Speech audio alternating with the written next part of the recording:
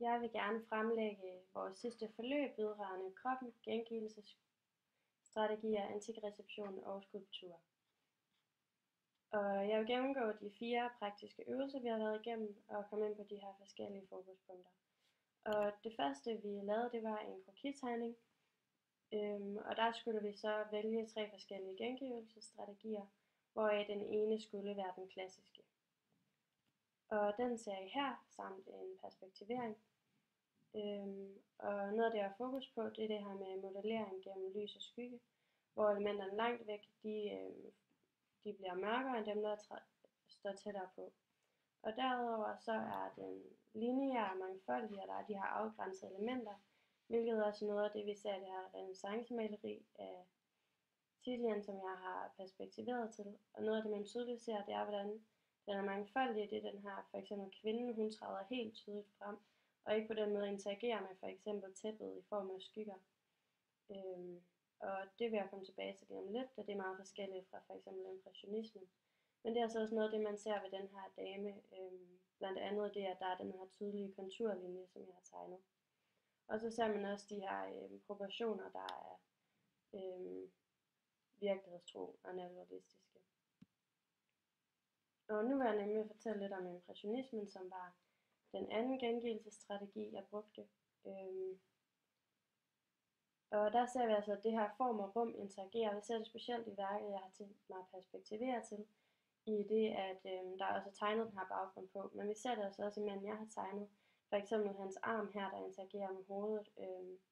Og vi får i stedet for sådan, den her lys-skygge-modellering, så får vi hele flader, der ligger så op ad hinanden. Men det er nemlig endnu mere tydeligt i det her billede, jeg har valgt at perspektivere til, da der er brugt farver, og ikke bare er brugt forskellige nuancer af en farve. Yes. Og her ser vi min ekspressionistiske gengivelse, men den næste, jeg vil snakke om, det er den kubistiske. Og her der ser vi altså simultanperspektivet og den her formfragmentering i form af, at vi ser det her bryst. Vi ser det både forfra og også fra siden, og på den måde er det altså både set fra forskellige perspektiver, men også fragmenteret i det, at selve formen den er delt op. Og der har jeg så valgt at perspektivere til det her billede af Picasso, det har jeg lige glemt at skrive på, som også er en kvindekrop, der er fragmenteret. Vi ser specielt i øjnene, at vi ser et øje set fra forskellige vinkler, og på den måde er der altså simultanperspektiv på samme måde, som jeg har tegnet det i min tegning. Og så har vi kort den dekorative, den vil jeg også bare gå hurtigt henover. Og så har jeg prøvet at lave en sammenligning af alle de forskellige, og jeg har sat dem op alt efter datoen på den gengivelsesstrategi, som var tydelig i de forskellige stilperioder. Og der ser vi altså, at abstraktionsgraden den stiger mere og mere, hvorimod graden af idealisering den falder.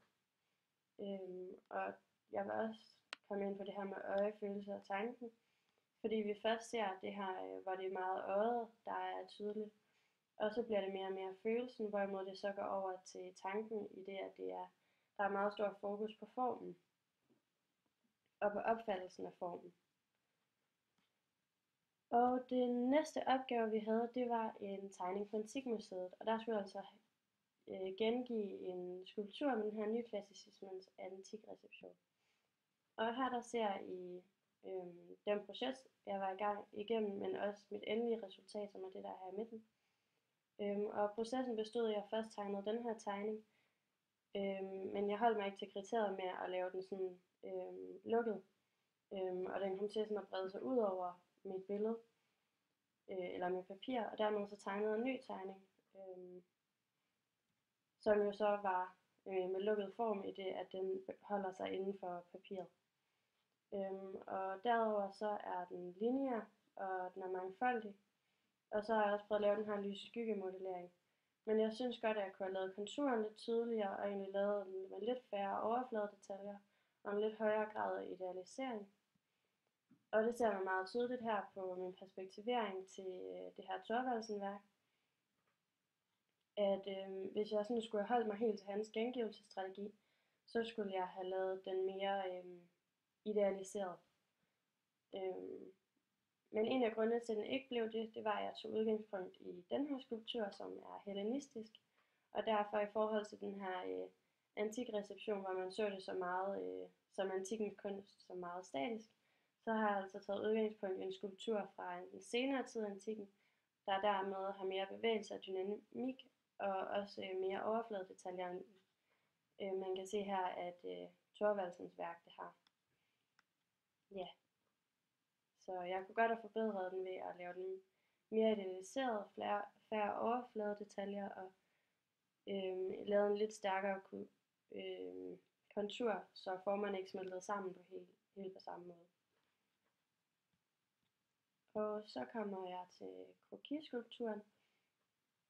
Og der skulle vi skabe en krokiskulptur, der er i modsætning til en kropstegning, med de her forskellige gengivelsesstrategier.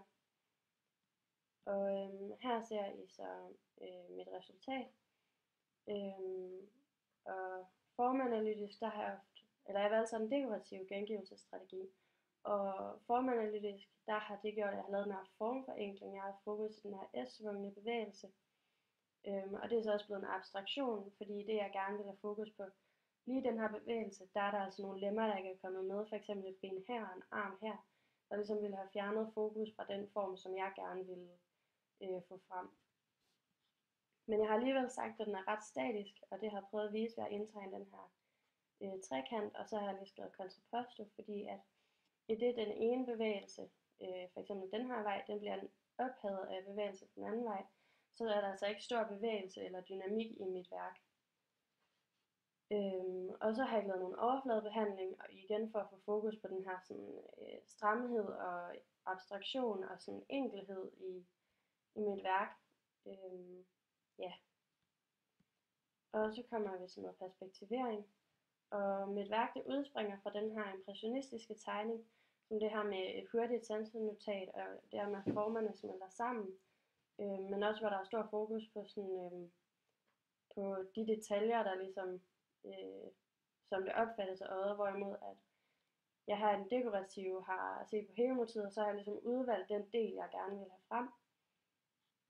Og det har jeg valgt at perspektivere til tredje hovedperiode, der er dekorativ, i det at det var i tredje hovedperiode, man rigtig begyndte at blive mere abstrakte. Og det kan man så se det her værk af Matisse, der også hedder Acrobat, som er den her formforenkling. Man kan sige det, at mit værk det er tredimensionelt, så bliver formforenklingen ikke helt lige så tydelig, fordi at der kommer ligesom mere bevægelse i det, at den breder sig ud i 3 dimensioner. Og det sidste, jeg vil gå igennem, det er min krokiskulptur voks. Det her med fokus på den tredimensionelle voksskulptur. Der kan I se bevægelsen her og jeg har tegnet på flade til at lave til en skulptur. Og jeg synes egentlig, at jeg i høj grad har været tro imod sådan den tyngde, der var i min tegning også. Tegningen, den kan I se her. Den skulle nok have været på slidet ovenover også. Men den tyngde, der er i tegningen, den har jeg været tro mod. Men der er nogle af vinklerne, der ikke er helt på plads. Ja. Og her der kan I så se, at den udspringer fra det her impressionistiske værk. Og så er den så blevet til den her skulptur, der er lukket, og jeg har prøvet at lave en glat overflade. Det kunne jeg godt have gjort endnu mere, men det var rigtig svært i ostevoks. Jeg overvejede også at overfladebehandle den med det her glimmer, så den blev lidt mere glat. Men jeg valgte ikke at gøre det, fordi jeg synes også, at det måske ville sætte fokus på nogle noget af det, men ikke hele kroppen. Og jeg har så perspektiveret til Majols billede, eller skulptur, der jo er den her formstram skulptur, ligesom min egen.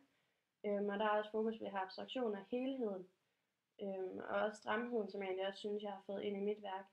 Men hvis jeg sådan skulle forbedre den, så vil jeg idealisere den endnu mere, og jeg vil også prøve at se, om jeg kunne gøre overfladen endnu mere glat. Og i forhold til antikreception, der har jeg så perspektiveret igen det her værk af Thorvaldsen. Og nogle af lignelighederne, det er den her sådan, det statiske og det lukkede.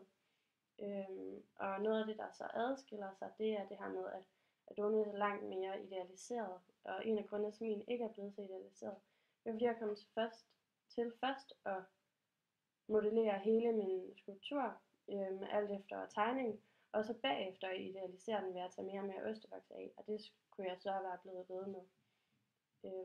Men der løb tiden ud. Ja.